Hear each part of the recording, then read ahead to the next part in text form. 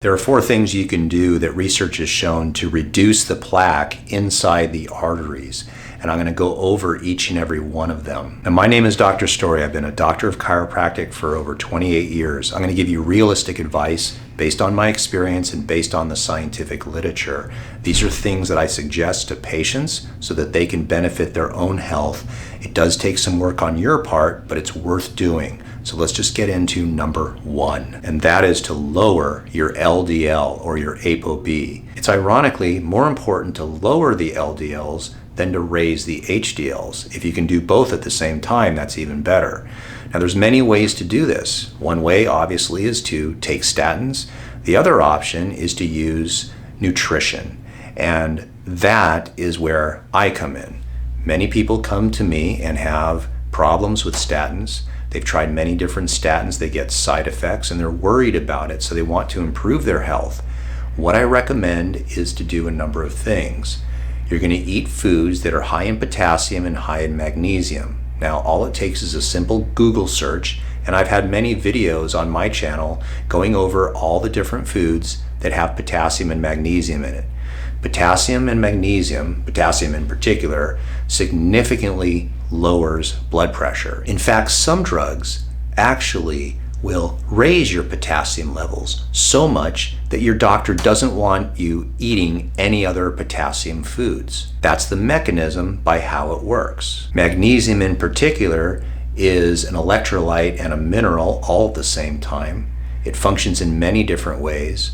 And one of the things that it does is help reduce some of the inflammatory response that we get chronically inside our arteries. It's also important to get enough protein. You want to get adequate protein, but you don't want to get excessive protein.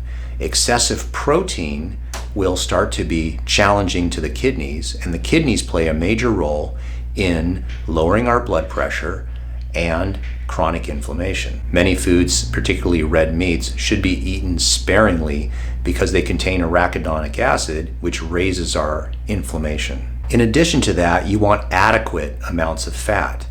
Not the bad fats, but the good fats. And what are those? Monounsaturated fats. So using olive oil, olives, avocado are all beneficial fats. Now, you don't want too much because then you'll gain weight.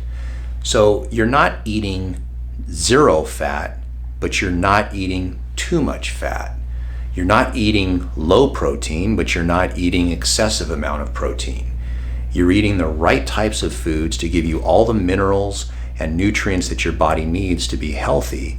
And this type of diet has been shown by research to reduce the LDL in our body. And as the LDL is reduced, the plaque starts to become reduced as well. The second thing that we need to do is lower our blood pressure. Now, we don't want to lower our blood pressure to the point where we're dizzy and feeling faint all the time, but it's pretty much well understood that most people have higher blood pressure than they really should.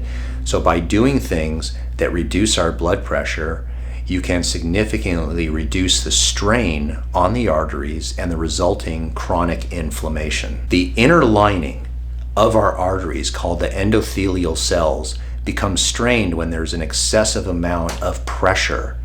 They become damaged, they become hardened, and then the LDL starts to become embedded inside the walls of the arteries. And that's what we mean by the plaque. So really, this is a biochemical issue, and that's why lowering the amount of LDLs in our body, or ApoB in particular, and lowering blood pressure can significantly improve our health to the point where the plaque starts to reduce. The third thing that we can do is reduce excessive body fat. It's possible to actually start working out and gain weight, but it's the percentage of body fat that we're talking about. So don't just look at the scale, look at the percent of your body mass that is lean tissue and the percent of your body mass that is fat. Our goal is to remain strong and maintain body mass, the lean body mass, such as our bones and our muscles, but reduce the amount of fat. When a person has excessive body fat, it does 2 things. It causes a chronic inflammatory condition that spreads throughout the entire body, and that leads to hardening of the arteries and further plaquing inside the arterial walls. In addition to that, it's very hard on the heart. Imagine someone who's 300 pounds versus 150 pounds. The person with 150 pounds, the person's heart has to beat strong enough to project blood and oxygen and nutrients to all 150 pounds of tissue. Well, imagine that same heart now had the stress of doing it to two bodies, 150 pounds of fat and 150 pounds of normal lean tissue.